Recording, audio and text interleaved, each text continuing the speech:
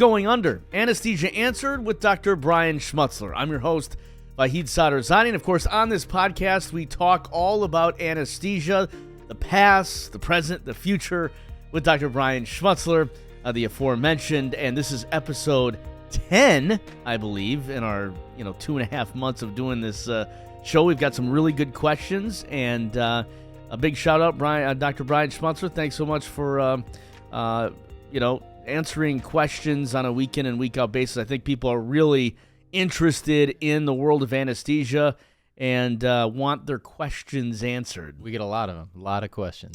So we've talked about a wide variety up until this point. Last episode we covered your salary, something like that. And then we also covered the future of anesthesia.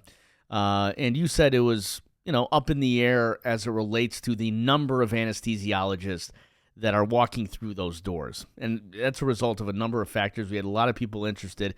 If you still want to catch that episode, you can catch it on YouTube, view the episode fully, or of course it's on Spotify and Apple Podcasts. But as it relates to CRNAs, because we had a lot of questions regarding CRNAs on that one, we're going to do a separate podcast with one of your partners who is a CRNA. Correct, yeah. And he'll be able to answer a lot of those questions. I think we'll come back to a lot of topics in that particular one, the last podcast that we did. We talked about a lot of issues. That was a super, super dense podcast. And so Bronson Taylor is a CRNA. He's one of my partners in my practice, as well as one of my colleagues at CCI. So we'll kind of go back and forth with things. We got a great relationship. He's a CRNA, I'm a doc, but we treat each other as equals. That's what I've always believed in. So again, we'll get into all that when he comes on the show. And then there were probably two or three other things that we said actually during that podcast. Hey, we got to get this on another podcast. There's a whole podcast in and of itself. So there's going to be a lot of spin-off podcasts from that one. And we'll have a lot of guests in Season 2. We're coming to that point probably this summer, but Season 2 will have a lot more guests, and they'll provide a lot more context to what their fields are as it relates to anesthesia. And they'll all be people that are integral in my life in some way. And so we'll have people on that are all aspects of my life, not just in anesthesia in the operating room, but everywhere across my life. So. Speaking of your life, you just came from the OR, right? I did, you're rocking those ruby red Fabletics. I don't know. What is the color called? I don't know. Magenta. I'm not sure what the color exactly it's like is called, but it's a good color. It is a good color. Goes well with my gray hat. So. It is a nice color. Yeah. So shout out to Fabletics for providing you with some of those OR scrubs. Right. They're great. Super soft, super comfortable. Love them. Scrubs tend to be scratchy. They do. The 3 times that I've worn them in my life. They tend to be not comfortable. Oh, you've worn them more than 3 times. You've been in my OR more than 3 times. True. Come on, man. I can't remember. That's why I'm not a doctor. Math, never my strong suit. Yeah. I can barely remember what number podcast this is, much less how many times I've been in the OR. But how do these relate to some of the other, scrubs that you're used to wearing? Yeah, I mean, a lot of the scrubs that we get in hospitals have been rewashed and rewashed and rewashed. And so they're not designed to be rewashed and rewashed and rewashed. These scrubs actually are. So these are great. They fit better. They're tapered in the ankles. I don't know if you can see that on the We'll show camera. A full... there we go. Yeah. Tapered at the ankles are great. They fit my body much better. They're not that boxy. They're like joggers. Yeah, they're basically like joggers. They've got some tapering in them. And the pockets. I've got so many pockets in them, which I need in the operating room. So I can't speak highly enough about them, but maybe we'll do a whole podcast on my Fabletic scrubs. Hey, I like it. What about that Liquid Death? It's not sponsored by Fabletics or Liquid Death, but correct. You drink that stuff in the OR too? No, we don't eat or drink in the OR. We talked about this. Yeah, Liquid Death. It's something I've gotten into in the last probably 6 months or so. Just sparkling water, basically, with a little bit of flavoring in it, and they use agave to sweeten it. Very little calories. It's great. I've totally gotten rid of pop, and this will dovetail into what's my normal day like. So, totally gotten rid of any soda besides the Liquid Death. It's great. So, today we're talking all about another one of your big questions online and social media is what is your day-to-day like? before we get into that in the podcast, I want to talk about your EDC. So in the creator world, we talk a lot about everyday carry. Oh, okay. So like, what's in my camera bag? All right. We're gonna have to do a little spoof off that. Okay, all for what's in my medical bag. You're not going door to door like some of these old docs in the 1850s. Yeah, right. With the medical briefcases. Yeah, no, definitely not. That open. But first of all, what is in your everyday carry on the way to work? Yeah, so I mean, I use mostly Toomey stuff. So I've got a Toomey crossbody that's got my chapstick in it. It's got my antiseptic stuff. Carry my wallet in there as well. Usually, I carry a charger for my phone. Gotta have a charger. Important in the operating room. Carry a charger for my Whoop band. I carry my Quelo ring because I switch from my tungsten ring to my Quelo ring in the operating room because it's just better when it's messy and that sort of stuff. What else is in my bag?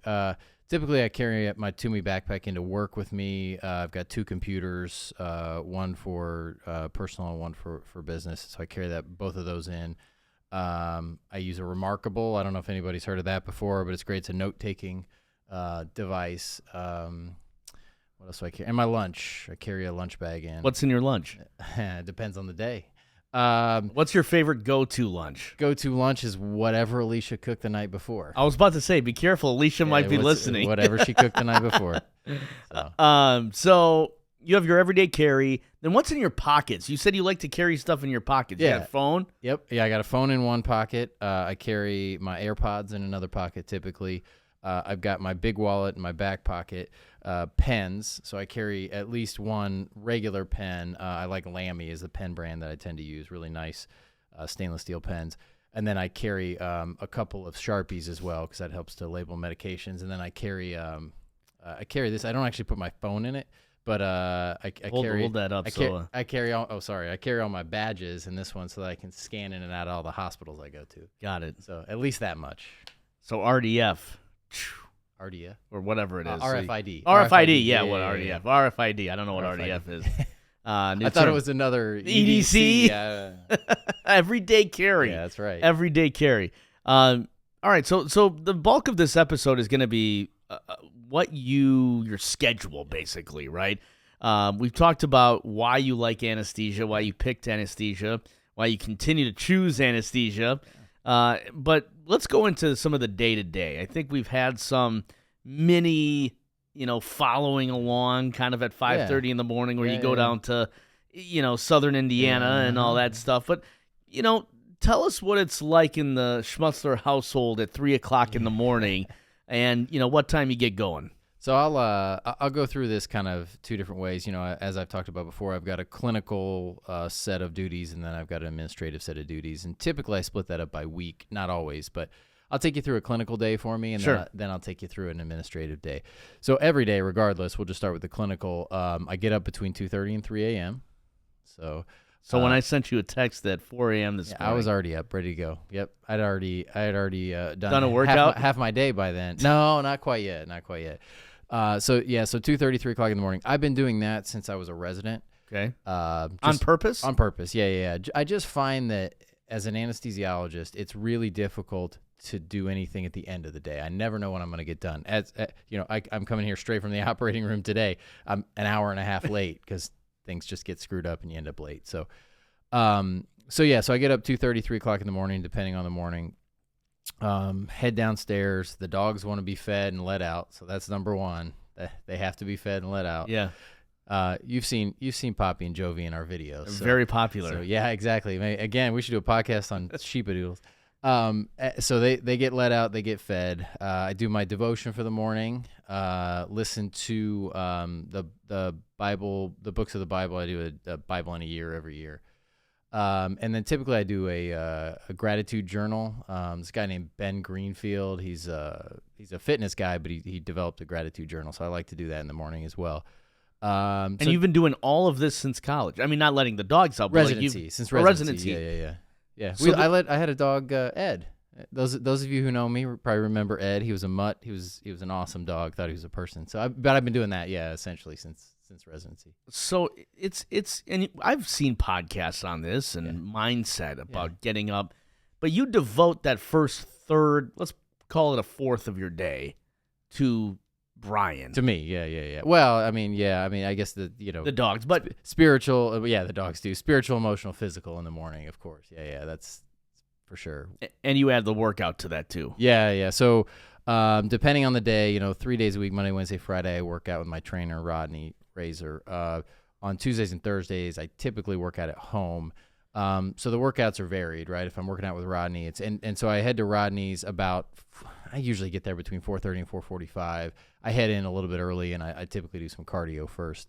If I'm at home, again, I start with cardio. I've got a small workout room in my basement, so I'll do cardio in my basement, and then usually lift some weights. And I'll give another shout out.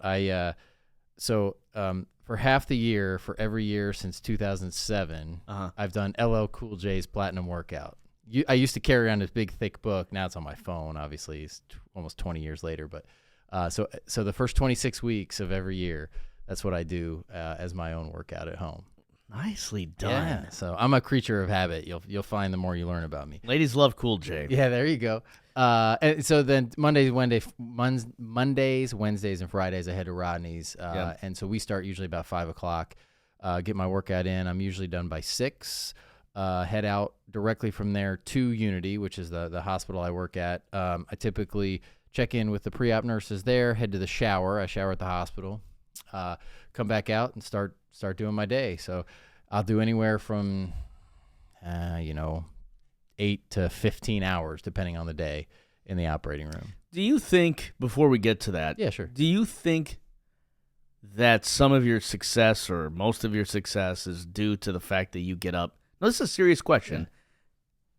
Yeah. Due to the fact that you get up at 2:30, 3 o'clock every morning?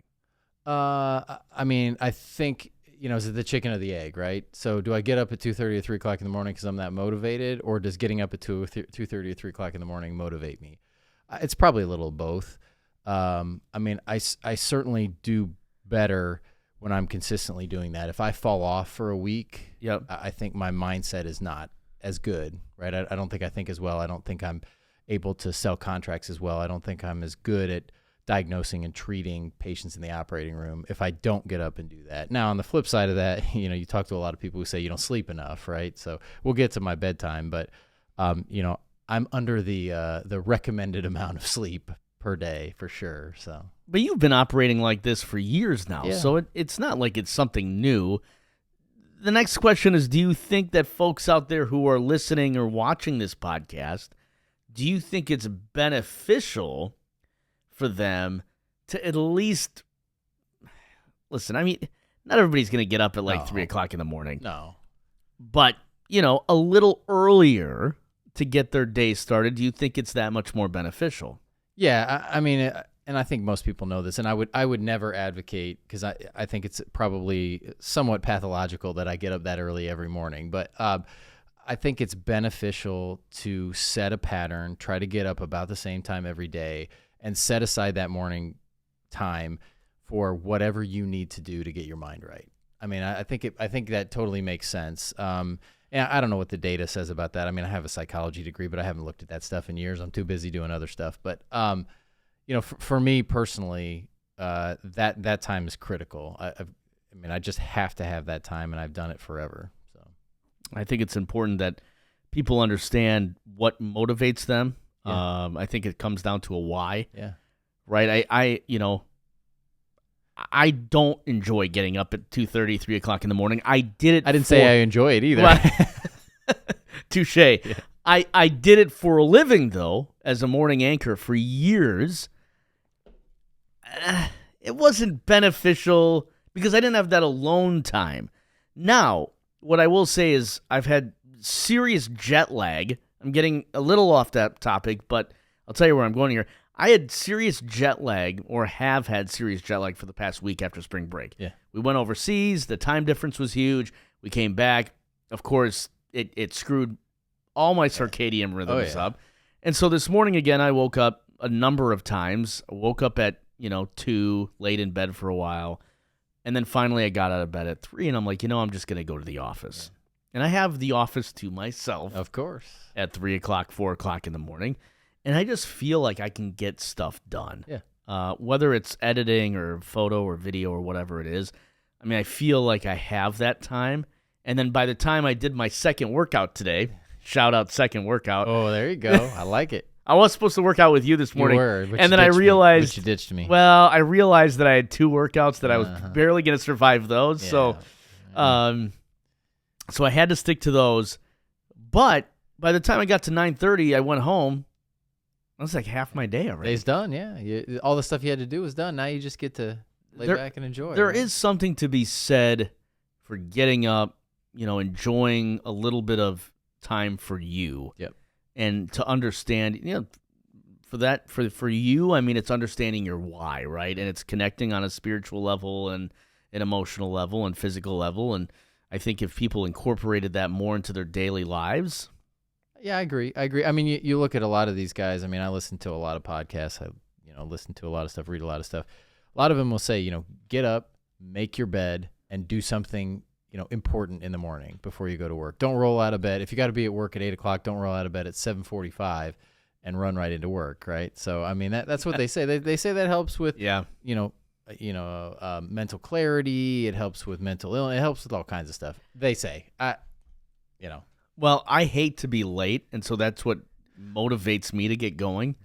It rushes me at times, but I think it allows me to plan a little more, right? So if I need to be somewhere, then I'm going to make sure I'm getting up extra early to make sure that I am at that location on time, but I don't want to rush doing it. Right, yeah. I'm not great about that. I usually am. I like the 5-minute window, right? You got 5-minute grace period. Man, I literally don't know how you do it all the time. I mean, you are genuinely busy. I mean, you say you have to charge your phone. You said at one point you get over 1,000 text messages a day? Probably, yeah. 1,000 to 1,200. I mean, if you look at my phone right now, I've got, just in the time we've been doing this podcast, 32 text messages, and I've got a couple pages already. We get our pages on our phones now. Brian, what's going to happen when you retire, bro? Are you going to be Who okay? says I'm gonna retire? Well, I mean, at one day, I think your wife's going to want you to retire one day. Yeah, one day. I don't know what you're going to do when you're not receiving. I'll just make sure I'm sending you. Just send me constant 1,000 all day long. Hi, all day long. I'm sure your wife's going to enjoy that. Yeah. In our group chat. So most of your day is spent in that morning. Then you go to the OR. Yep. And you said you spend at least 9 hours in the OR every could be day. 15. Yeah, it just depends. And then you're basically done, right? I mean, so do you? Most of your morning is spent kind of appointments and that sort of thing. You don't like to overload your afternoon, you said. But what do you like doing in the afternoon? What do you like leaving for the afternoon? Yeah, so I mean, I end up doing kind of meetings throughout the day. I'm hopping on Zoom calls. I'm taking phone calls, returning text messages. When I leave work, typically I like to get home. I like to see the kids, spend a little time with them. Obviously, see my wife, spend some time with her. If it's nice out, we like to take walks. I'll go out and play football with the kids. A lot of times I end up having to get on some meetings in the afternoons as well. We tend to eat dinner pretty early. Kids go to bed early. We go to bed early. So yeah. What time do you go to bed? Well, it depends. Usually we try to get the kids to bed between 7:30, 8 o'clock, and we go to bed not long after that. So okay, 8:30, 9 at the latest usually. If really got to stretch it, we'll go to 10. I watched the Purdue UConn game. That started at 9 o'clock? Geez, went till midnight. It screwed me up the whole week, so it's unfortunate. But, yeah, I mean, I try to get to bed between 8:30 and 9 o'clock usually. So you're talking about, 5-6 hours of sleep most nights. Which is... It's below that. The recommended is what, 6? Says 7 to 8 is what the experts say. Okay. So. But some people can just go on 4 to 6. They can, yeah. How long have you been going on this schedule? I even did this in the lab, so probably 2007, 2008. Unreal, man. Yeah. So you're just used to it, though. Used to it, yeah. I'm tired in the afternoon, though. That's for sure. I mean, I get home, and Alicia would say, the second my head hits the pillow, I'm out. right? Yeah. I'm asleep. Caffeine helps too. We do a little bit of caffeine in the morning. I didn't even get into that for what I do for the day, but I do a pre-workout and an intra-workout, and then I do 1 cup of coffee in the morning. And then throughout the day, I drink the Liquid Death and then unsweetened tea. That's really all I drink throughout the day.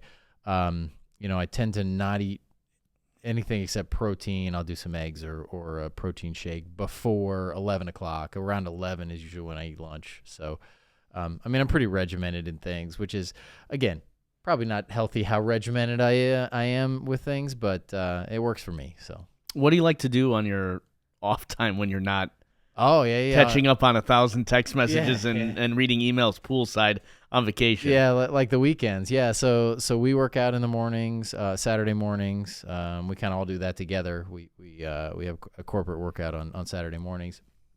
After that, usually we get donuts with the kids, head on back to the house. A lot of times we'll do Legos and wrestle. The kids love to do Legos and wrestle on the weekends. And then, kind of hang out. Saturday nights, family movie nights. We usually do family movies on Saturday nights. Sunday we get up, we go to church. Sunday afternoon, usually the kids have sports, football in the spring and the fall.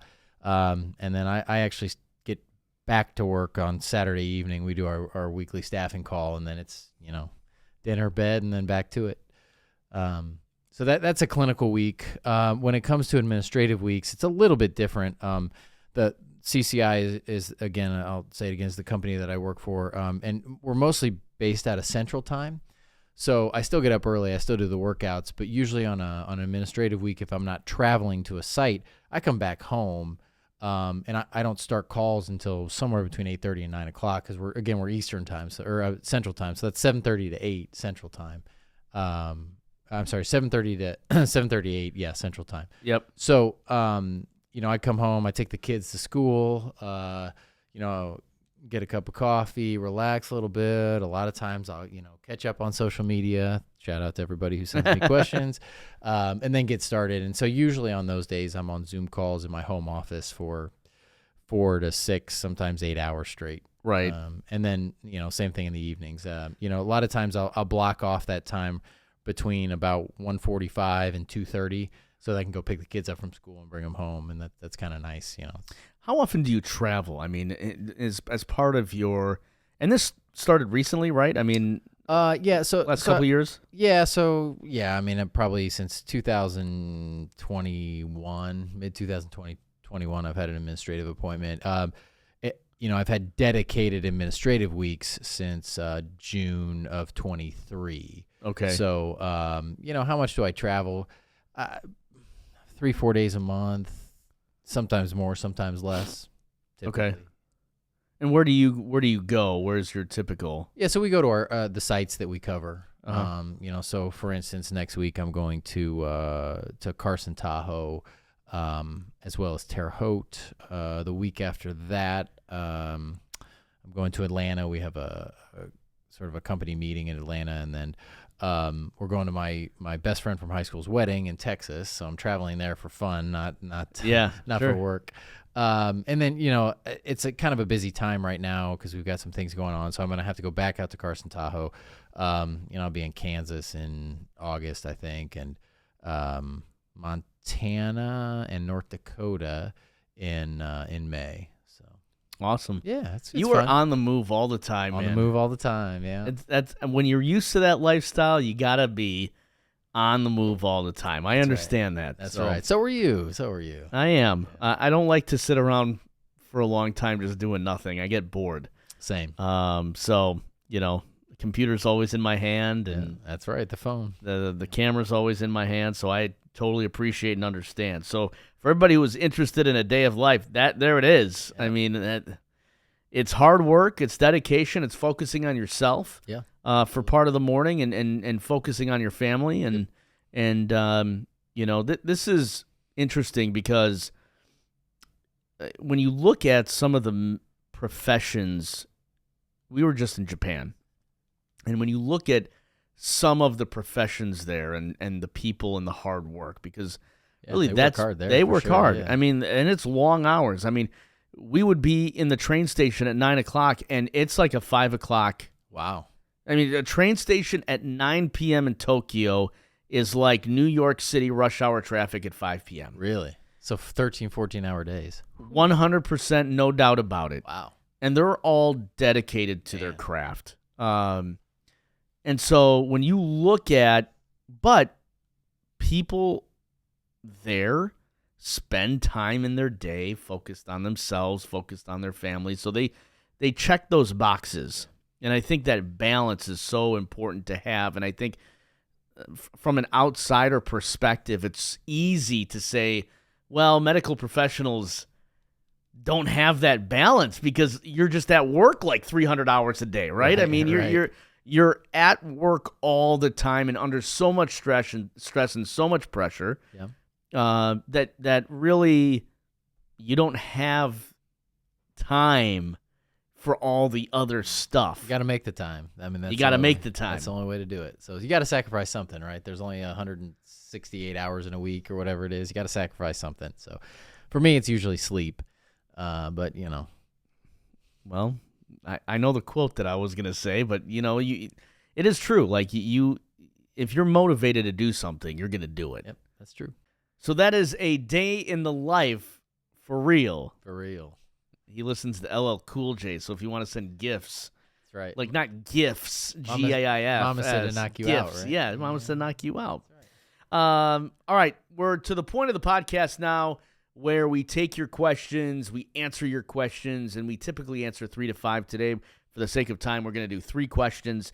This one comes from Instagram. Teach Halsey asks, I have one good kidney, so my blood pressure is generally high. I've only started medication to control it better, but I'm curious to know what is too high because I'm on the list for a full knee replacement. Yeah, so that's a bit of a nuanced question. A lot of things in anesthesia are sort of nuanced in the fact that we don't set strict numbers, right? I mean, we have to set a number guideline, but what I typically do is I typically look at the whole patient, right? So is there a number I definitely won't go over? I mean, typically 200, but it also depends on the patient, depends on the case. There's a lot of patients who come in to get, let's say, a hemodialysis fistula for hemodialysis if they have kidney failure. Those patients are always going to have a blood pressure over 200, so we know that. We usually use a regional anesthetic and then a MAC for those, and so in that case, generally, as long as your blood pressure runs about what it normally runs, that doesn't bother me. Total knee, it's a little bit higher risk procedure. So again, that 200 number is sort of something that we look at.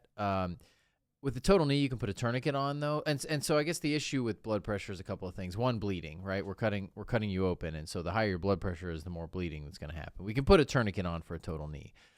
Also, anesthetics drop your blood pressure. And so your brain is used to 180, 190 as a systolic blood pressure. You drop that to 100, you're not going to perfuse your brain the way you should, and that can cause a stroke. And that's why we're really worried about blood pressure. So if your blood pressure on a normal basis is 110, and I drop your blood pressure to 100 with the anesthetic, your brain's going to be okay. If it's 180 and I drop it to 100, you might have a stroke. And so that's why we care about blood pressure. So it's not a perfect answer to your question, but I would say optimize as much as you can the blood pressure. Try to keep it under 200, and then just keep track of it and let your anesthesia provider know. My blood pressure always runs 170. And so when you show up the day of surgery and your blood pressure is 170, we know that you're baseline. All right. This next question comes from Marsha 1280. 12280, sorry. Where are the medical associations fighting to improve healthcare? And I think this is in response to our latest podcast from last time. Yeah, with the lack of anesthesia providers. So overall, the medical societies don't do a lot for us as practicing physicians. Many of the leaders of the medical societies are no longer practicing physicians. They're really just administrators. This is generality, so not all of them are that way. And do they do some good things? Yes. But the goal of a lot of these societies, and I would say there's a couple exceptions. The American Society of Anesthesiology is pretty good at really advocating for anesthesiologists, and the AANA, the American Association of Nurse, and I don't know if it's anesthetist or anesthesiologist. I don't know what they're officially calling themselves now. They advocate a lot for CRNAs, and so I'm a little bit biased because those are our societies, but I think the large general societies in the medical field don't advocate as much as, let's say, the insurance lobbies or the hospital lobbies. And so I think we're underserved in that area because we don't have the time to put in as physicians because we're practicing. I just talked to you about what my day looks like. Yeah, right. I got a 17, 18-hour day. The last thing I want to do is try to lobby for the profession. Sure. And then finances, honestly. There's so much money behind the insurance industry and behind the hospitals that even we as a physician society don't do well when it comes to the amount of money that we contribute. And the other thing I'd say is we're fractioned. So, the urologists want what the urologists want, and the anesthesiologists want what the anesthesiologists want, and the family practice docs want the family practice docs want, and I'm a bit of a conspiracy theorist here, but what these large lobbies like hospitals and insurance companies have done is they pitted us against each other. And so, honestly, I think if we could all come together, there's thousands and thousands of physicians. I think we could do a good job, but overall, the societies haven't done a whole lot to address any of the issues that we've discussed. All right, thanks for that question and for that answer. Our final question comes from A Bigger Splash. That's her username. Do you usually place bilateral catheters for major abdominal surgery? Thank you. Yeah, and I assume this goes back to the erectrospinate plane catheters. Yes, we generally do bilateral, and so the advantage of that is essentially you get all the benefits of an epidural without any of the side effects. There are cases, so let's say we do a kidney, right, removal of a kidney or nephrectomy. Oftentimes those are done single-sided laparoscopically or hand-assisted, and so the incision, and those watching, the incision is really only on one side. So for those cases, we'll just do a single-sided. We've done them for cholecystectomies before. In general, we'll do a single-sided ESP for that. But any other major abdominal surgery, you're manipulating so much in the abdomen itself, you really need pain relief on both sides of the abdomen. So we do them bilateral. And I'll go ahead and just shout out that we have on Patreon and then coming soon a subscription on YouTube where I actually teach these blocks and talk about how to use them and when to use them. So awesome. We're excited for that. And if you don't subscribe to Dr. Brian Schmutzler on YouTube, please do so. I'm looking right at you. Hit the like, hit the subscribe button. We're doing all that stuff. But yeah, like and subscribe and share it if you get a chance. And of course, you can ask your questions on YouTube as well. He's going to answer them. We've gotten to a lot of questions and answers here over the past 10 weeks, and we're going to continue to do so here in Season 1 and beyond in Season 2, where we get some guests on as well. So subscribe to that YouTube channel and subscribe to Patreon. If you're looking for more education, if you're looking for more in-depth knowledge on anesthesia, some of the regional blocks that he does, Dr. Brian Schmutzler, they're really good information, really good walkthroughs. Yeah. Please subscribe to that as well. I believe it's only $24.99, so it's relatively a great price for what you're getting. Yeah, absolutely. Seminars can cost, hundreds, thousands, so. Absolutely. Priceless knowledge for $24.99. There you go. Shameless plug. For what it's worth. So, subscribe, like, and then also get your questions in over the next couple of weeks. I believe we have about 6 episodes left here in Season 1. We're going to try and knock out 6 to 8 more, and then we're going to focus our attention on Season 2, where we're going to have a lot of guests, so you're not going to want to miss that as well. So, Dr. Brian Schmutzler, thanks so much. Thank you. And we'll catch you on the next one. Sounds good.